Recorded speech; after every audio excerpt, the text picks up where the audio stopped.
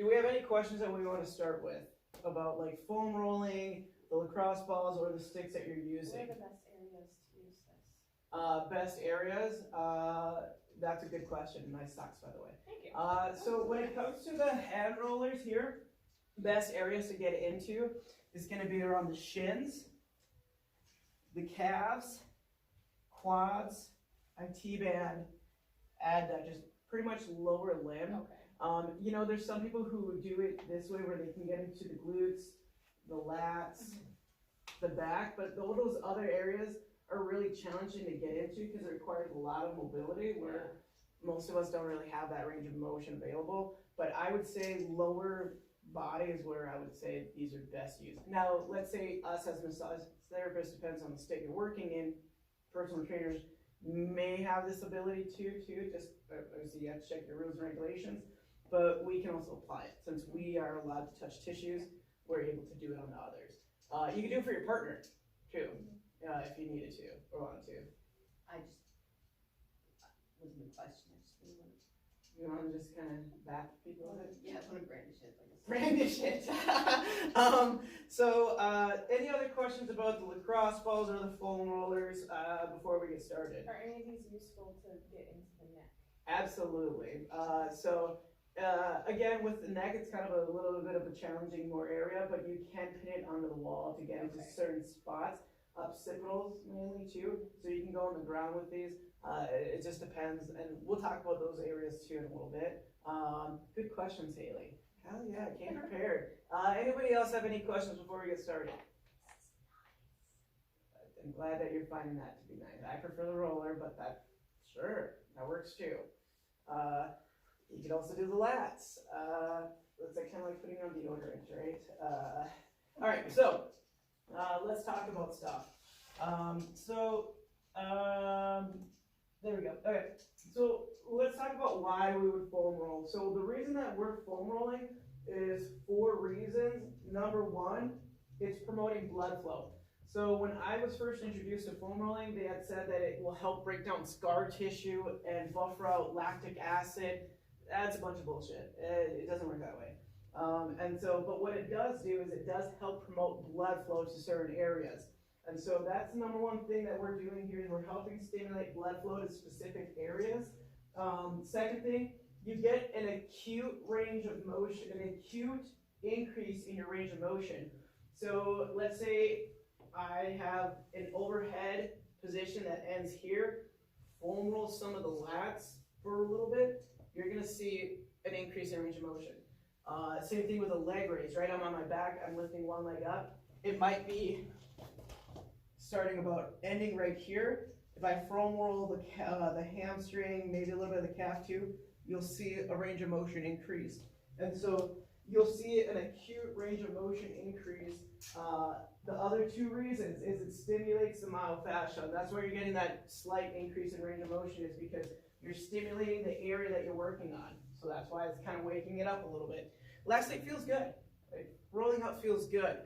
So a lot of people will argue about whether or not to do it. I like doing it. I think it feels good. I get a benefit from it. Other people do as well. And so that's kind of why we would foam roll. So when would you foam roll?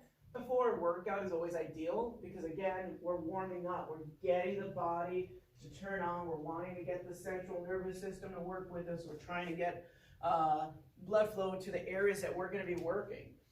You can also do it after a workout, surprisingly too. Typically I don't because I just don't, but it's not to say that you can't. I know some people who do. So just know that you can also foam roll at the end of your workout. So there's going to be 3 different tools that we're using.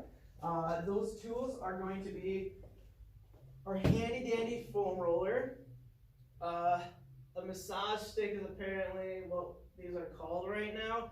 And don't Google, I mean you can Google a massage stick. I'm talking to the camera because like people are gonna be watching, but you're gonna get a bunch of inappropriate, I wouldn't say it's inappropriate, it's just, you know, different tools for different parts of the body. Hand rollers is what I call them. and then lacrosse balls. And so each of these tools will do a different job. Kind of like a kettlebell does a specific job, a sandbag, a dumbbell, a TRX. They all have different parts, right?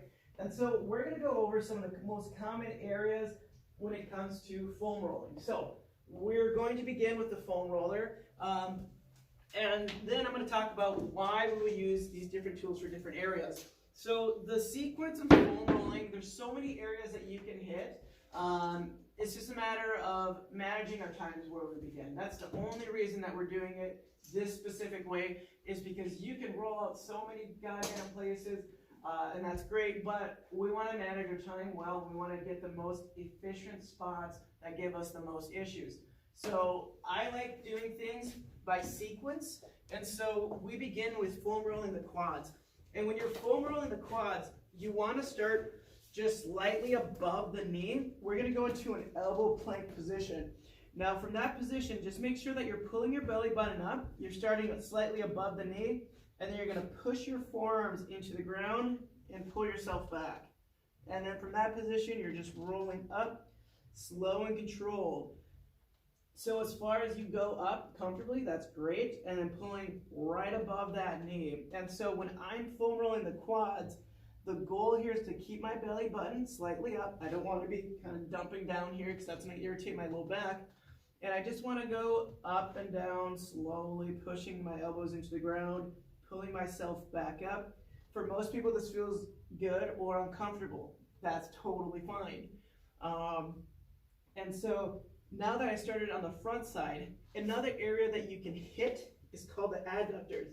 Now the reason that we don't do these in the group is because we're limited on time. I just want to get the most out of it. And so to get into the adductors, which is your inner thighs, you're going to have the foam roller facing upward.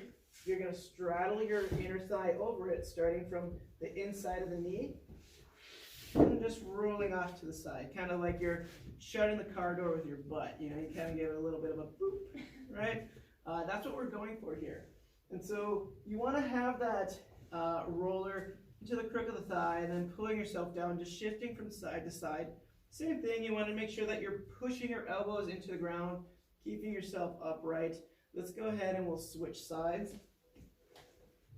As far as how often or how long or how much you should roll, for convenience sake, we'll do anywhere from 3 to 10 rolls. Now, it just depends on who you're working with.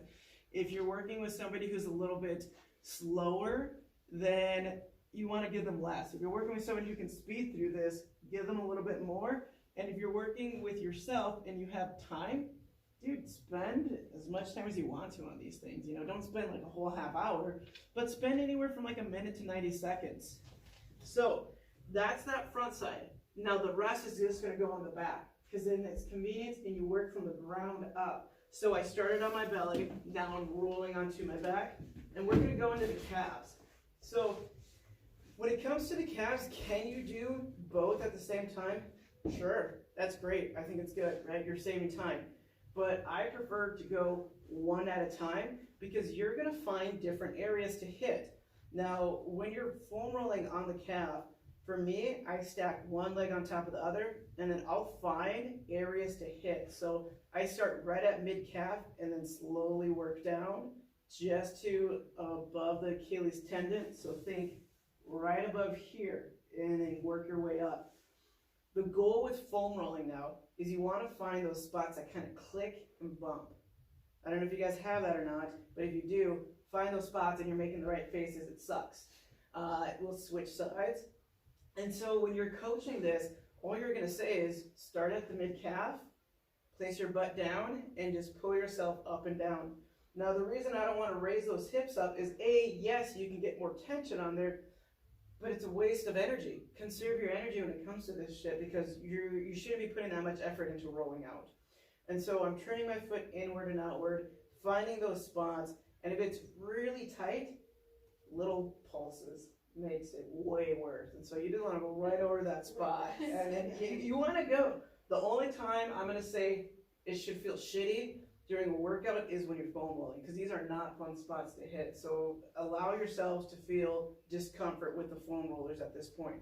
I assume I should never feel sharp pain, like sharp pain, no? If it is sharp pain, you must have came in with it prior. Okay, And so yeah. like, now lacrosse balls will be a little bit different, but with the foam rollers, I've never seen or had anybody deal with sharp pain on these. And if so, it's in the shoulder, and what they're doing is they're putting way too much weight in it, or it's that they're doing this shit, and like, I get shaky after a little bit, so conserve your energy. So I do both sides. Again, your rep ranges can be anywhere from 3 to 10 rolls, 30 to 90 seconds. Now, when we're rolling through the hamstring next, again, I like doing it one bit at a time. So I go towards the edge of my roller. Now I can raise my hips up slightly, and I can push my palms into the ground, keeping one knee bent to help pull me forward and to help push me back. So I'm using 3 points of contact, which is my foot and the back of my hands, and I'm just gently pushing forward and back. Same thing, roll your toe outward, roll your toe inward, find those spots. For me, it's a little bit more inward and it's tight. Yep. And so allow yourself to be curious, find it. Most times with people who do have high arches, it's the outer hamstring that's going to give them the most issue, so turn that foot outward. For other people who are dealing with hip issues, sometimes it might be turning it more inward. You're going to feel different spots, like Haley is, because her and I have the same issue. And so we'll switch sides. You just prop the roller and pull it off to the side. Don't make it complicated. So then again, same thing here. We're going to be pushing the palms into the ground, pulling ourselves forward, up and down, finding those different areas. And so again, it's like my left side's way tighter now. And so you're gonna find what's called asymmetries, fancy word for one side's different than the other. What does that mean? A lot of different things. It could mean that one's tighter than the other. It could be one had an injury, one was a compensator. There's so many aspects, but just when people ask, should it feel this way? It's normal. Totally normal to have different sides feel different. Now we're gonna move into the glutes. So are we seeing the sequence of how we're building up though, right? I started with the calves, then the hamstrings, and now the glutes. And you see how I'm sitting upright on that roller, right? And so in this one, there's two variations that we can use. We can bend our knees, shift our weight to the side, and you're just going on that outer edge of the hip. And so I'm going up and down here, and I'm propping my arm up, keeping me upright. Now, if I have the range of motion available, I can cross my leg over and get deeper into that glute. And so as I'm rolling here, you're going to get deeper into the glute, and if you go right into the mid-top center of it, you're gonna find it get a little rough. That's called your piriformis, okay? So that muscle is a big factor in low back pain. And so that's how that's gonna work, is you can get deeper into the glutes and you're gonna find a spot right into the center, slightly above, and that's gonna be your piriformis. Then we can switch sides, same thing, you can keep your knees bent. If the range of motion is available, you can cross your leg over. If you see somebody doing it in opposite, right, if my knee is up and I'm rolling my butt over here, you're not doing as much as you should. So if you see somebody doing that, just correct them by saying, hey, you want to just change your weight to the side or the knee in a different direction. So then that way they can get the benefit from this. And so the next thing that we're going to move into is the upper back. And so this feels good for everyone. And the way that I like to begin is you want to start from the bottom of the ribs and then work your way up. You can have your hands behind your head to keep your chin up. What you also can do is you're going to pull your legs down and push your feet into the floor as you roll up. And so you want to go right to the back of the ribs, pulling down underneath those shoulder blades and going gently above them. Slow and controlled is what's going to help out the most. And so if you need to adjust your footing by getting closer, absolutely do so. If you need to lengthen it, if you're walking yourself up and down and moving around a little bit, that's totally fine. And so these are the most common areas that we're going to hit. And so I want to briefly go over some of the other areas that are uncommon in foam rolling that we don't do, but you can do with them. And so the other areas that we can do is lats, since we're on our back, and the lats are gonna be slightly behind and around the ribs. So I'm gonna extend my bottom leg here. I'm gonna have one leg bent. You can have your arms straight or behind the head, and you're just gonna briefly shrug down to the side, using the back leg as a prop to push you forward. There you go, Matt. So bend that, yep, just like that. And again, if you raise yourself up, you cause more tension, and it reduces or it increases the amount of energy you're expending. So keep it easy, keep your ass down, and just push yourself up and drag. Let's switch sides.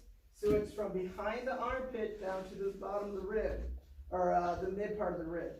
This is your lats. This one kind of sucks at times. The higher up you get into it, you're gonna get a little bit into the rotator cuff subscapularis, which is in front of your shoulder blade, and a little bit of teres major and minor, which is behind the shoulder blade. And so if you find different areas, it's not gonna feel good. Again, it's totally fine. You're just gonna feel uncomfortable here. The other uncommon area that we can hit as well is called your IT band. The reason I usually don't do this one is A, it's awkward and hard. B, it hurts like a motherfucker. So you're going to extend your top leg, and you're gonna cross one leg over. So the position in itself, right, is kind of hard. There you go. You wanna start from the top of the hip. You're gonna roll down just about mid-thigh, pull yourself back up. So with my palm and elbow up, that's gonna make it easier. If I go onto my elbow, it makes it harder. I'm using my other hand here to help me prop myself up. Davis, you look like you got a few choice words right now. And so this is the IT band, and typically I don't do this because A, it's super uncomfortable. B, it's hard for people to get into. Lastly, this whole lateral side of your leg, there's really not much tissue there. It's just kind of bone and tendon, and so that's why it kind of sucks. And so you can switch sides if you want. Or you can skip the other side. Or you can skip the other side since you already kind of have an experience of what it's like. And so, we'll let you guys go ahead and do 3 rolls there to just get that even balance, and then I'll show you how to roll out the shin.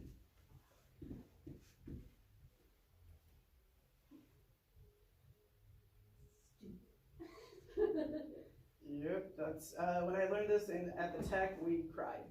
I assume that you skip the low back because it puts too much pressure on Too much pressure, absolutely. So there's too much pressure to foam roll on the low back. There are different rollers that you can use that do get in those crevices that are really good. And so the other last piece that you can use that's, again, not very common, but they're absolutely good spots to still hit, is the shin. So you can cross your leg over here and kind of going at an angle, and just getting on the outer part of that shin. And so this will help out with those who are struggling with big toe extension. So raising up your big toe by itself, I have issues with it, so doing the calves and the tibs are gonna be good. And so I just have my hands behind me, I have my hips at a side, and I'm just rolling up. And if that's too much, you know, you can just go on one side too here. And it's just going through the front of those shins, you know, where you have shin splints, or if you've ever had them, these are good areas to hit as well. And so that's foam rolling. With foam rolling, we want to say about 80 to 85% of the population can foam roll. There's going to be a select few that won't be able to, and that's why we have the next tool, which is your hand rollers. So when you're working, before we get into hand rollers, any questions about foam rolling or about anything that we just did, or about like when and why or how, anything else going on there? Is it normal for you to keep like your muscles tight when doing that? Yeah, your muscles are fighting it right now. Trying to relax it? Try your best to relax it, and it's just gonna come in over time. It's just tactical cues that your body's like, I'm not used to this. I'm gonna get tense to protect you. Because Davis, how often do you foam roll? Never. Okay, well there we go. And so for those who are more experienced, it's not as much. And so for those who are less experienced, it's gonna be like, holy shit, you're breaking my body. It's No. kind of like massaging that way. Yeah. The first couple massages you get, you're like, oh my god, that sucked. And Mhm. then you get used to it. And when you buy new foam rollers, people are like, this is so hard compared to the ones you have at the gym. Like, yeah, we've had dozens of people roll on these.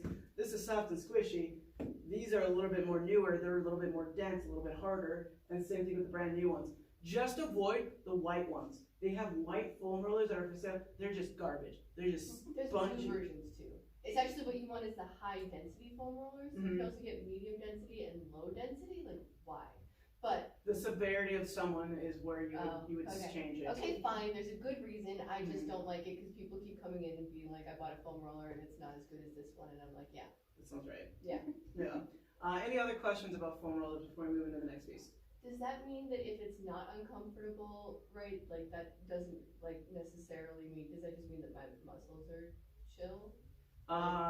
It means that your muscles are more relaxed because you have more flexibility in yours. Okay. So your tissues aren't going to be as tight. And so with people who are more flexible and who have more range of motion, their tissues are softer because they can move more. They're not as restricted as others. And so it doesn't mean that you're not getting a benefit from it. Okay. Though. It's like it's still good to do. Same thing with stretching, right? Like just because you don't feel it doesn't mean it's not doing anything. It's still getting a benefit from it. So But- still do it even if it isn't. yeah, still good because it feels good, and also the other aspects, right? Mhm. You're getting an acute range of motion. You're getting blood flow to the area. It's kind of waking it up, putting your nervous system in line with your body. Good question. Any other questions?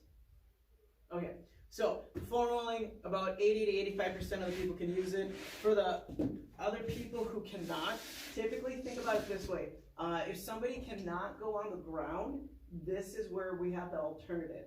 And so you need to be mindful of who you're working with. So sometimes it might be that somebody's recovering from surgery or an injury and they just don't feel comfortable being on the ground.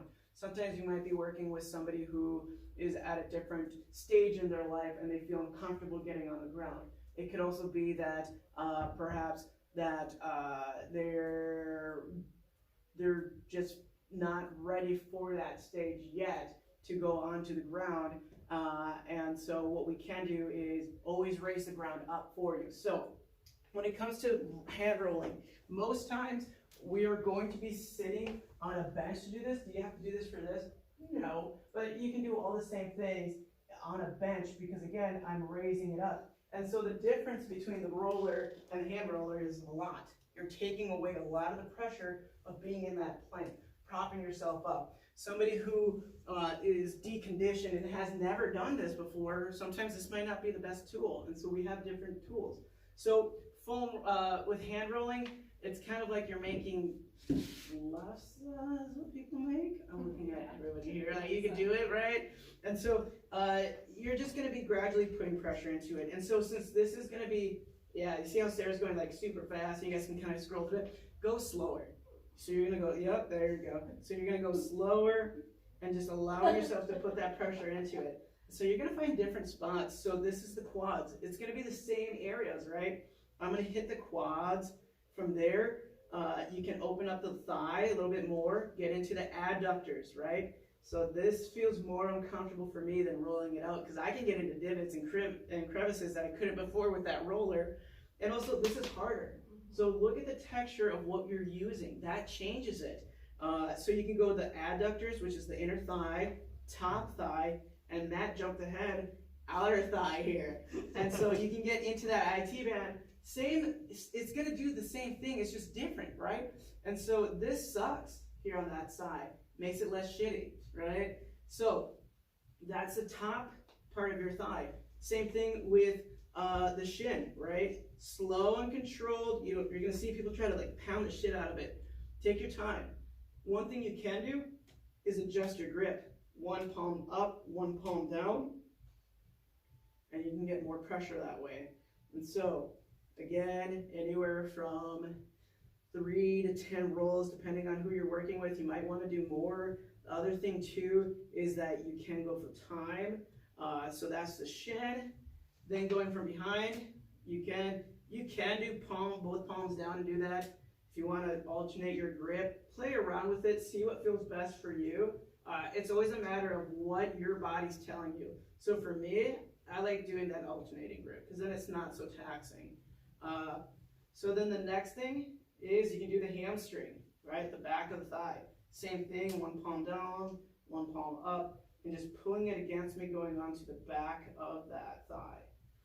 And so you can do this on a bench, because again, you're elevating the floor, you're not having to pull yourself down, and you're getting into these specific spots. And so mainly again with the hand roller, you're doing lower limbs. Let me check to see if there is another area that we would want to hit. IT band, hamstring. Okay, so you can do glutes. With the glute, you'll go standing, and you'll just have one hand behind you, one hand on the side, just going up and down on the side of your glute here. It's again, this one's not as effective. And then again, you can do low back too, gently onto it, so that arm is crossed. I'm going right on that low back here. Just don't put too much pressure onto it. You can do the lat. Again, but it's awkward, right? Like, look at my shoulder position.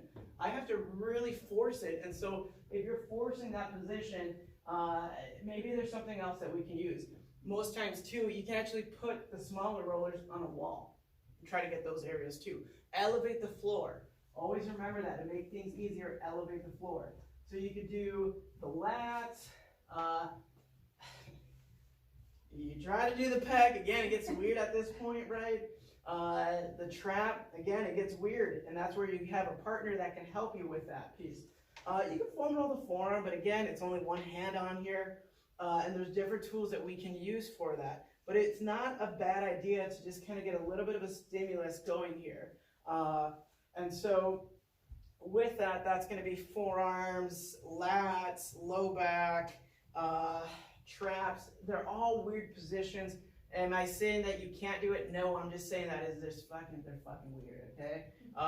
So this is gonna be the hand rollers. Again, typically we see these with people who are post-surgery, people who can't go on the ground yet, and just making sure that we're getting people to feel more comfortable and safer with different tools. So just know that there's alternatives.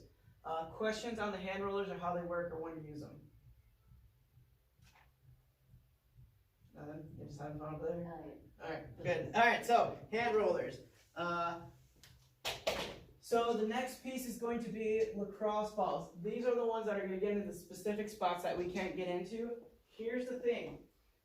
There's a lot of different tools that you can use for lacrosse balls, softer ones, for those of you who are like more tense and tight. The dense balls that we use are a little bit higher, right, in the grade of tension that they're going to create, so just be mindful of them. And so the areas that I like doing with the lacrosse ball are your feet. Your feet need these a lot, because if you can't do that, where one toe goes up and then down, then we need to work on the intrinsic foot muscles, which is the inner arches. This one I really struggle with. It pulls off to the side. And so what you can do, and oftentimes, this is a weird one, I've seen where people can get some relief with low back pain by rolling out the bottom of their foot. The reason that that is because there's this thing called fascial linings from the bottom of your foot that connects to the top of your eyebrow. And so if you start rolling out the bottom of the foot, you're going to relieve some of those areas of tension. And so you can do this standing. Now, let's say if that gets to be too much, if I have a bench, I could use one of these stepping, what do we call these? The step-ups? Step-up Yep, the things? step-up boxes. And I can actually put the step-up box underneath or on top. Actually, I'll just show you because it makes more sense. So let's say that it's too much pressure standing up. If I'm using a bench, I can sit. I'm elevating the floor. Again, always elevate the floor so that I can roll out my foot this way, right? The best way to roll out the bottom of the foot is going from the bottom toes, just going across a couple times, then going down to the inside of the arch, middle foot, outer edge, and then getting into that heel too. For me, most of my tension is at the mid-arch. I don't know if you guys heard that. I was like popping a little bit over here. So that's just tissue moving around. And so you can start with the bottom of the feet with lacrosse balling. So the next area that I like to use lacrosse ball in is the hamstring. And so in massage land, most times too is when you can get underneath the butt cheek here, that's where most of the attachments of the hamstring start happening, is right around this region. But if you get right underneath it, you can sit into it. It's harder to do right now because you need a little bit of a more height, But let's say if I was on that bench and I put this underneath my butt and I start doing extension, it's gonna hurt, and that's okay. So I'll extend my knee and I'll bend it back. I'll extend it forward, then pull it back. Because I'm getting that pressure right in that attachment of that hamstring. And so that's gonna help with getting into that specific spot of the hamstring. Feel that, Haley? Yeah, it's not the best. Oh darn, Yeah. that's the one that I would use, so. Oh, terrible. But It's a good thing that I they're don't more. wanna interrupt the You don't have to. teaching. It's totally fine, you know? And so you can use the lacrosse ball on the hamstring. Now, other areas that you can go down to is mid hamstring. That's another area where there's trigger points. So going there and doing the same thing, extending and flexing that knee, because you're lengthening and shortening that tissue. So finding spots alongside the hamstring are going to be huge. Other areas that you can do, you can go behind the calf. This one gets a little bit tricky because it's so much tension. But what I like to do is do a little bit of an ankle carve when I'm in that position. So I'm going to grab the lacrosse ball. I'm going to put it behind my knee and my calf, and I'm going to slightly push down on it. And if that's just enough, keep it there. But move your foot from side to side. See how it feels going through that motion of that carve. And you're getting into those calves, okay? So that's another area that you can use with that. And so how often do I use this? Sporadically. If those who can do it this way, awesome, go ahead and do so. If not, that's what the rollers are for, right? So then the next area is using the ball on the glute. Your glute is going to be covered, this whole section here. So the side, think of your back pocket. That's where we want to typically go around. And so I typically can do this on the ground if you want to. Should you start there? Hell no, right? This is a lot of pressure and weight, but I can do this because I've been doing it for a while. But for everybody else, start against a wall. So let's go ahead and pin our ball against a wall and try that. So when you find that spot on that wall, you're going to press into it and just slightly go from side to side around that side of the butt, shifting your weight and pushing it into the side here. And so just going from side to side, you can go up and down, left and right, just finding spots and areas of tension. And so the more you shift to the side, the more you're going to get into that piriformis and into that glute. You can also get into that top of that IT band, that TFL here. That gets to be a little tight though, okay? So play around with those spots, starting against the wall. Then you can go right where that bony part on the back of your hips are, right alongside that beat. That's your low back. And so one of the things that I started reading on is that your quadratus lumborum, that's the fancy word for your low back here, is actually a breathing muscle. When I was in school, they taught us that it's a stabilizer, meaning it helps us keep upright. What they're now showing is that your low back muscle here is related to your breathing. So it's more of a breathing muscle than anything else now. So just be careful there. And so the next area that you can get into is the psoas. And so if we're using it against the wall, you can use a yoga block, center it, and lean into it. Now, if that gets to be too easy, you can lay on the ground. And I like elevating it because, again, it gives you a more precise area to hit. And so make sure, that was good. Make sure to give that a shot either against the wall or on the floor. So start on the wall. And the psoas, that's, so the psoas, please watch over here quick. The way to locate it, point your belly button and just go about fingers width to the side. You're gonna find that spot. It's gonna push against you. Breathe into it. So have your belly button facing the wall, kind of like you were ashamed of what you did for peeing on the carpet, and just breathe into it. And if going against the wall is not enough pressure, what you should do then is start to go onto the ground then and give that a shot and see how that feels, breathing into it. Same spot, Haley, that's the right face you should be making, and going into it. So you can use that yoga block to help prop that ball up, and if that gets to be too much, take it out and see how that feels. So again, starting at the belly button, about a half a finger's distance over. So these are psoases. When it comes to lacrosse ball work, same thing with rolls. You can go anywhere from 3 to 10 plus reps, holding for time, 30 seconds to 90 seconds, and breathing too. Finding those spots, specifically when it comes to psoas, that guy needs to breathe into this. And so the next area is the pec. Same thing. You can go against the wall and raise that arm up to the side. You can rotate it backwards. Playing around with different ranges of motion is good. And going onto the ground now with it, that pec starts underneath the collarbone. I'd say about, again, half a finger's distance down. And going into it where you're just laying into it. You can isolate it where you're just holding it. You can go up and down. You can rotate. For me, I kind of just shift from side to side and allow myself to get into it. Now again, you can go onto the wall and do this as well. Starting on the ground makes it harder.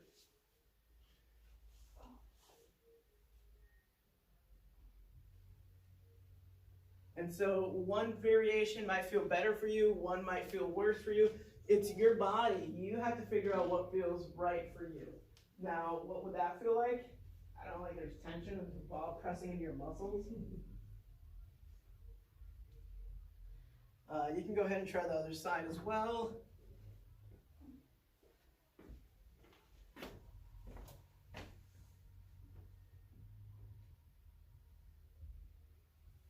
We just have 2 more spots to hit and then we're good on the cross ball. So the other area that you can get into is the rhomboids and the traps. So rhomboids, be really careful. So when it comes to rolling out, the one thing that we don't want to go onto is the spine with a lacrosse ball. Outside of that, every other spot's going to be fine. So you don't want to put this, because it's like a thumb, pretty much. It's like you're driving right into it. So don't fucking put this on your spine because you're going to ruin your nerves. And so the rhomboids, these guys are right on the outer edge of your shoulder blades. And so with that, you're going to push yourself against the wall. You can walk your feet out. You can go up and down, left and right, and play around with that shoulder ranges of motion too. So shrugging that shoulder back and down. So again, rhomboids are going to be right in between the shoulder blade and the spine, a little bit more towards the shoulder blade than anything. And so find those spots, especially for those who are sitting down all the time. These are going to be tight. So up and down, left and right. And then so once you've done that a couple times, the last spot that you can get into is the levator and the trap. And so that spot's going to be right above that shoulder blade. And so again, I'm just moving that ball up and I'm going left and right. I'm going up and down. I can be playing around with shoulder motions. Like, get creative, have fun with this. And so, yeah, this is someone's ideal fun. But the other spot too is, let's say we have a wall or a door frame. You can pin that ball on the top of your trap and push into it. Same thing. This is going to help out a lot with down regulating your traps. Most times we're stressed the fuck out and our shoulders are at our ears. Pinning it right in that top position will help you get into that spot. So finding a crevice on the wall to help pin yourself, you can get into it in that position as well. And so when it comes to the front of the neck, like Haley had asked, it's kind of hard to pin on a wall or on the ground. So what I do for my neck, which is your CSM, these front muscles here, I just grab that ball and I push right into it. And so from that position, I'm just going gently up and down. And so that spot, oh God, this barks like a motherfucker right here. So just right on the lateral side. Don't go where it's like pulsating, because that's gonna be your pulse. And obviously if you stop that shit, like bad things happen. But if you go just slightly behind it, and just, again, so here's my chin, my jawline. I just slowly go down and gently behind it, and I'm just getting right into that spot here. And so, I don't know how everyone else is. My shit is so tight. Yeah, I'm barely touching it. It's like a hard rubber band on it, you're in the right spot. I would, if you move your hand real quick. Go a little bit right there. There you go. Let's go with the same arm or opposite arm? Oh, that sucks, okay. There you go. Yeah. I like going the same side because then it's just convenient. So like my right side is gonna be going into it and I could just tilt my head to the side and stretch it out here. You can cross over and do it too if your arm gets tired or if it feels better for you. There's no right or wrong, it's just what feels best for you. The last spot that I'll show you is suboccipitals. Be careful with that one because it might cause a headache if you're on it too long, but it's gonna be the base of your skull just right below it. And so you can go against a wall, you can lay onto the ground, same thing, just tucking my chin down, turning from the side. You can go against the wall, or you can just hang out here and breathe and just tuck your chin. Or, same thing that we're doing with the CSM, you can just roll it out, okay?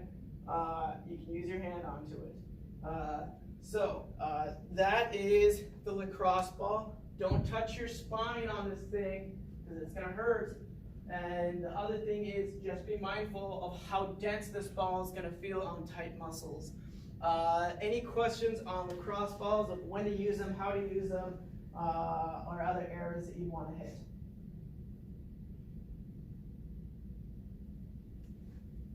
Awesome, well, oh, Sarah?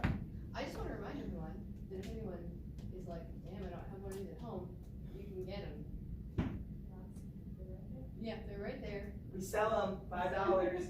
Yeah, so So- these are $5, the foam rollers are 15, and the sticks are, nuts at 13, Yeah. maybe? And you can buy all three for 30. Why are you trying to sell us our own shit? Like, all right, there's no further questions. Good job, everybody. I'm glad you learned how to foam roll.